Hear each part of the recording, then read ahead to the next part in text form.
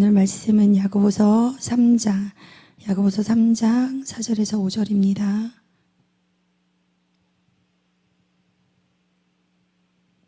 야고보서 3장 4절에서 5절 같이 합독하도록 하겠습니다.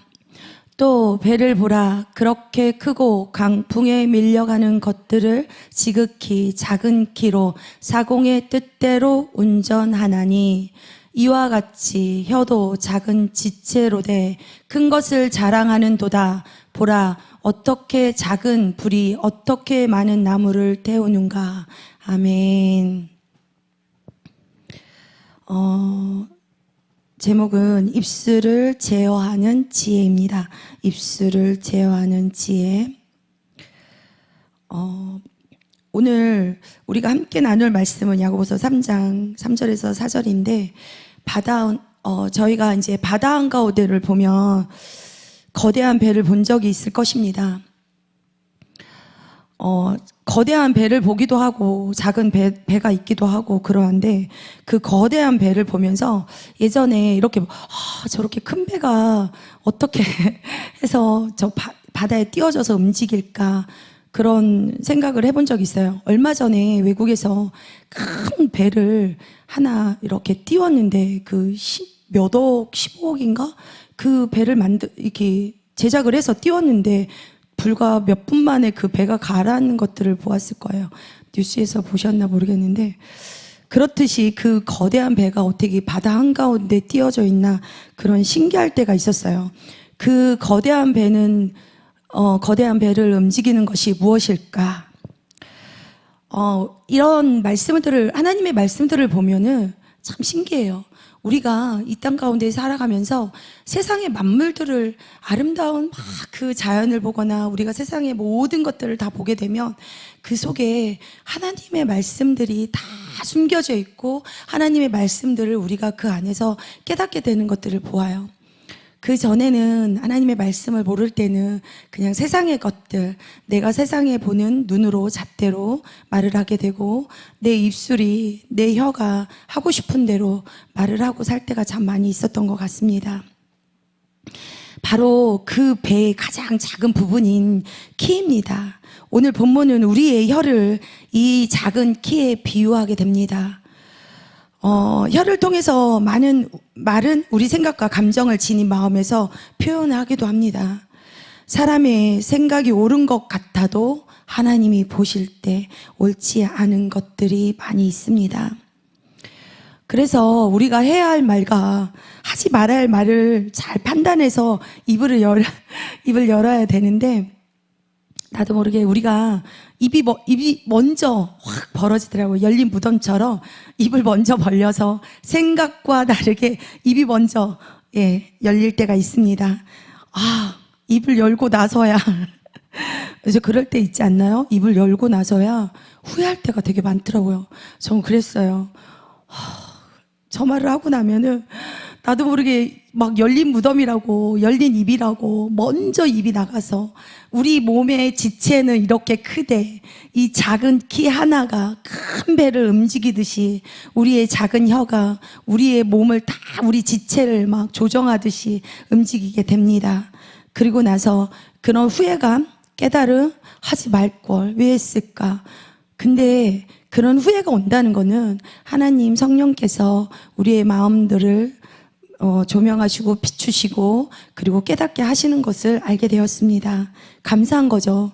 알지 못하니까 계속해서 반복해서 우리 세상에 있는 사람들은 계속해서 입을 열리게 됩니다. 이게 후회가 되는 건지 상처가 되는 건지 모르고 하는 거예요. 내가 이런 말을 하지 말았어야 했는데 하는 후회가 들 때가 많잖아요. 그러면서 변명에 대해 또 있어요. 우리 어떤 지체에게서 어떤 상대에게서 우리가 억울한 말 되게 많이 듣잖아요. 저는 이거 야고보서를 전에도 한번 말씀을 나눈 적이 있는데 저는 이 말씀을 하면서 또 저에게 하는 말씀들이라고 생각을 합니다. 저를 돌아보게 됩니다.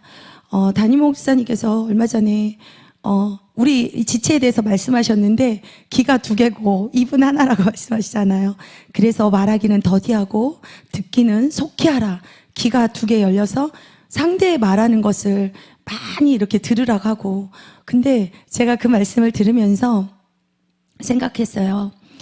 그러고 보니까 어떤 좋은 말이든 나쁜 말이든 제가 이 어떤 지체를 만났을 때 이게 좋은 말을 막 해주고 싶고 나는 아니까 그런 말들을 참 많이 했던 적이 있는 것 같습니다. 그래서 깨달았어요. 또 한 번 깨달았어요. 저를 순간 보게 되었어요. 내가 그러고 보니까 참 말을 많이 했네. 내 말을 더 많이 했구나. 근데 친구 겨룰 때가 있잖아요. 어떤 사람하고 만났을 때 말을 하고 싶은데 말을 안 할 때가 있어요. 근데 그 말을 끌어갈 때가 있단 말이에요. 그럼 이 말을 이끌어 가야 되는데 그 상황을 어색하지 않게, 근데 그 말에도 굉장히 지혜가 필요하다는 생각을 하게 돼서 그래, 내가 말을 더디하게 하면서 그 상대가 어떻게 보면 말을 더 할 수 있을까, 그런 지혜를 한번 또 하나님께 구하는 그런 기도를 들으면서 기도를 드렸습니다. 그리고 우리가 어떤 말에 반박하고 싶은 말들이 되게 있어요. 억울하잖아요. 그 말에 변명하고 싶고 반박하고 싶고. 근데 우리 마음 가운데는 이런 뜻으로 그 지체에게 정말 그런 마음에 악의도 없이 그냥 말할 때가 있어요. 나도 모르게 생각이 먼저 툭 튀어나가서 그런 마음도 아니고 그런 생각도 내가 담고 있어서 말을 하지 않았는데, 상대는 그런 말로 또 상처를 받고 또 상대가 나에게 말했을 때 그런 말로 상처가 되고. 근데 그럴수록 제가 하나님께 저를 훈련시키고, 그리고 말하기도 반박하고 싶지만 반박하지 않으면서 저를 훈련하는 그런 과정들을 보게 되었습니다. 그 억울함도 꾹 참고 마음속에 담아뒀는데 시간이 지나고 나니까 정말 잘했구나, 반박하지 않아서 정말 잘했구나, 그 훈련이 나를 절제를 시켰구나, 그런 깨달음이 오게 됩니다. 어느 순간에 참고 견딘 것이 그 유익이었다는 것을 깨닫게 됩니다. 그리고 하나님께서 나의 억울함, 반박하지 않은 이유, 그리고 남에게 상처 줬던 거, 그리고 내가 그런 마음이 아니었는데 그는 상처가 되었다고 생각을 하는데 그거는 나의 훈련이었다는 거 하나님이 모든 깨달음 속에서 주셨습니다. 성경에 말이 많으며 허물을 명키 어려우나 그 입술을 제어하는 자는 지혜가 있느니라. 잠언 10장 19절 말씀입니다. 그렇듯 말씀을 체험하는 것이에요. 우리가 말하고 나서 체험하는 거예요. 잘했네, 참았구나. 그러면서 그 체험을 통해서 우리 마음에서 격한 감정이 유발될 때, 그 감정들이 또 분노로 일어날 때 나의 욕심을 지배하고 입술과 행동으로 나타나서 거침없이 죄를 범하게 됐던 것을 우리는 깨닫게 됩니다.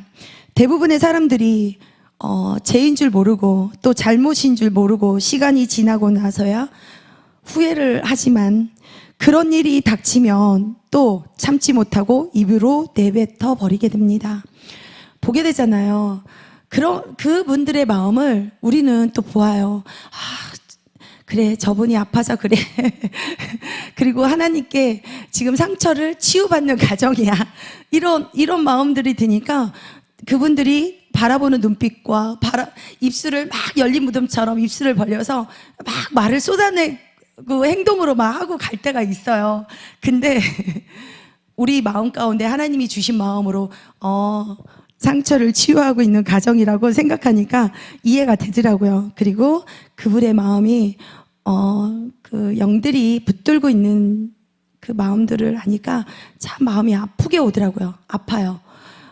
내가 아픈 게 아니라 그 영혼이 그렇게 살고 있는 자체가 너무 이 심령이 막 찢어지듯이 아프더라고요. 이게 하나님 마음이 아닐까, 그런 마음들을 주셔서 그 지체들을 다시 바라보게 됩니다. 그리고 내 속에서 혈기 분노가 올라오고 성질이 올라와도 이것이 밖으로 표출되지 않도록 절제하는 능력을 가진 자가 반드시 승리하는 자입니다. 승리하는 것은 그리스도의 자녀는 하나님의 백성을 나타내고 하나님의 자녀인 것입니다. 우리가 섣불리 보고 판단하게 되잖아요. 그 섣불리 판단하는 것을 말하기 전에 먼저 자신의 잘못을 찾아 회개하고 우리는 그 죄를 유산시켜야 합니다.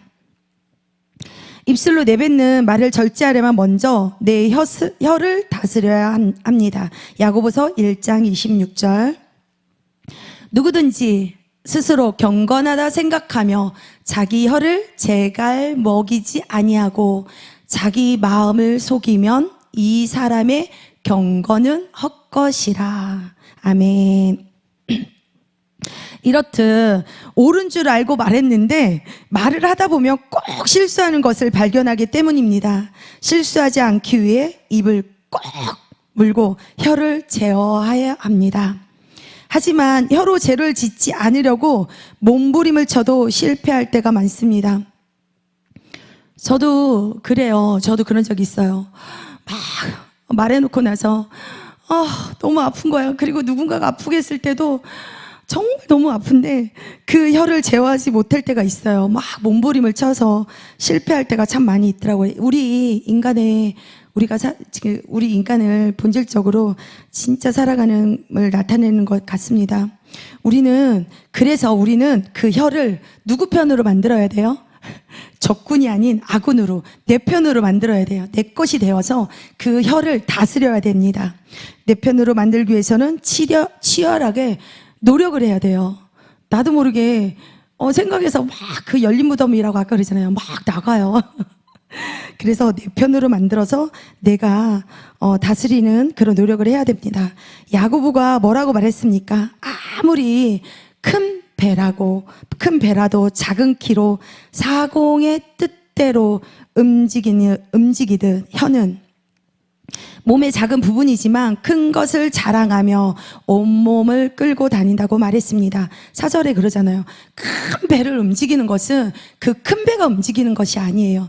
그리고 우리의 큰 지체를 움직이는 것도 각자 역할이 있다고 다들 말씀하시잖아요. 담임 목사님께서 각자의 역할이 있듯이.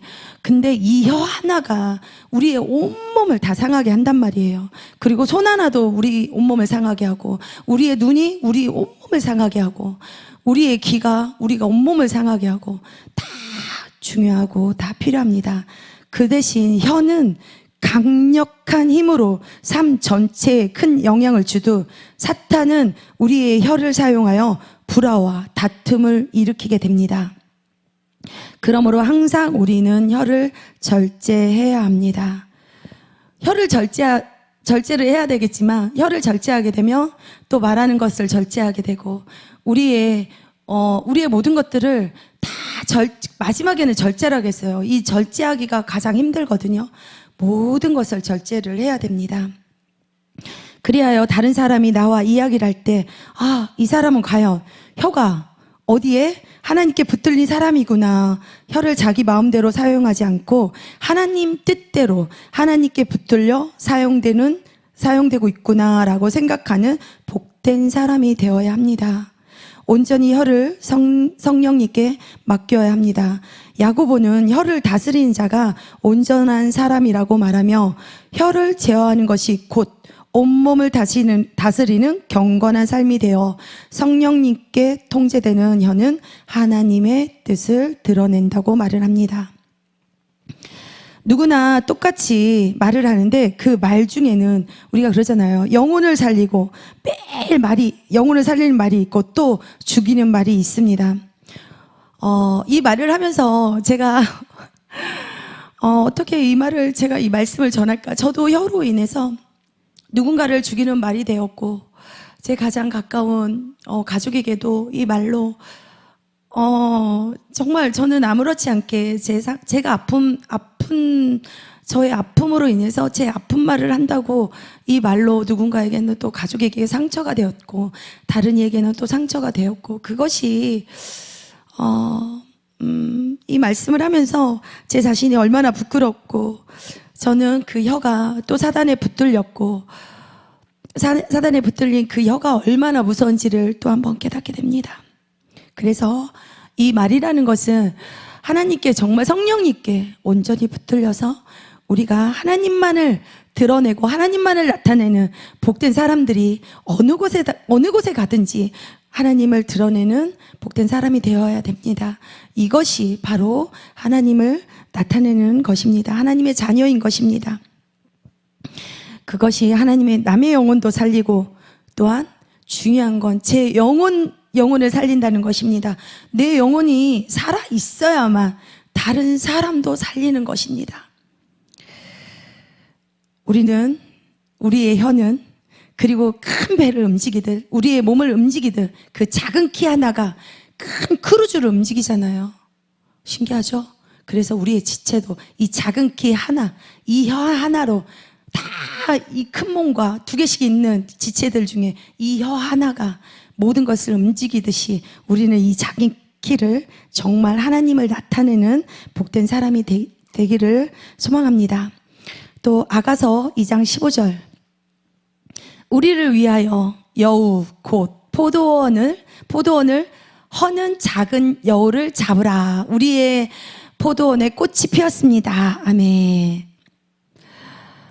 이렇듯 내 혀를 통해 나온 말 한마디가 큰 포도원을 허물 때가 있습니다. 여기에 작은 여우를 잡으라 이렇게 말을 했어요.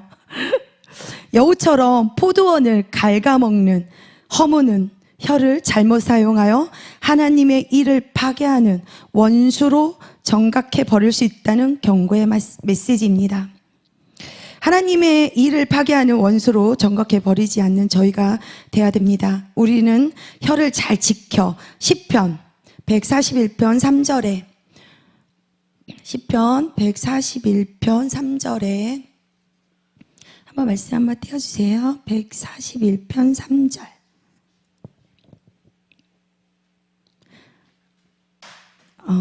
제가 읽겠습니다. 여호와여 내 입에 파수꾼을 세우시고 내 입술의 문을 지키소서. 아멘. 여호와여 내 앞에 파수꾼을 세우시고 내 입술의 문을 지키소서. 그렇듯 우리의 문을 지켜야 됩니다. 우리의 입술 앞에 반드시 파수꾼을 세워야 됩니다. 우리의 혀를 잘 지키는 입의 파수꾼이 되어 또한 포도원을 지켜서 그리고 우리는 그 작은 여우가 되어서 그 포도원을 허무는 입술을 허무는 자가 되지 말아야 됩니다. 그렇듯 포도원을 잘 지키고 하나님 나라를 확장하는 그리스도의 군사가 되어야 됩니다. 얼마나 중요한지 이 작은 혀 그리고 5절에 보면은 혀는 곧 불이라고 했어요. 그 5절에 작은 혀는 불이라고 했는데 제가 이제 여름에 어느 지역에 이렇게 가다가 보니까 어떻게 소나무가 저쪽 강원도 쪽으로 가서 소나무가 어떻게 한 그루도 없이 소나무만 다 죽은 거예요. 그래서 이건 병이다. 병이 왔나 보다 이런 생각을 했거든요. 근데 계속 가다 보니까 소나무가 없는 거예요.